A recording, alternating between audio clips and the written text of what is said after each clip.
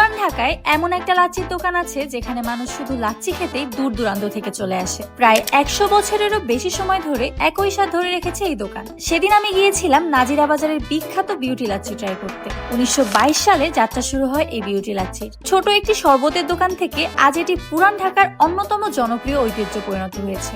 অনেকের মনে প্রশ্ন আসে, এটির নাম বিউটি লাচ্ছি কেন? যদিও এর নির্দিষ্ট কোনো সরকারি ব্যাখ্যা নেই, তবে প্রচলিত ধারণা হচ্ছে লাচ্ছির সুন্দর রং, ঘন টেক্সচার আর দারুণ স্বাদের কারণেই মানুষ ভালোবেসে এর নাম দিয়েছে বিউটি লাচ্ছি। আর সেই নামেই নাজিরা বাজারে এই লাচ্ছি সবাই এক নামে চিনে। এবার আসি টেস্টে। লাচ্ছিটা আমার কাছে বেশ মজা লেগেছে। লাচ্ছিটা ঘন, ঠান্ডা, দইয়ের ফ্লেভারটাও ছিল খুব সুন্দর আর মিষ্টিটাও একদম ব্যালেন্সড।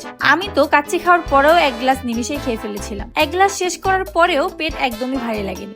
আমার কাছে এটা গরমের দিনে দারুণ একটা রিফ্রেশিং ড্রিঙ্ক মনে হয়েছে। ও, লাচ্ছিটার প্রাইস বলতেই তো ভুলে গিয়েছি। লাচ্ছিটার প্রাইস ছিল 70 টাকা। যদি রেটিং করতে হয় তাহলে আমি 10-এর মধ্যে 9 তো এটাকে নিমিশেই দিয়ে দিই।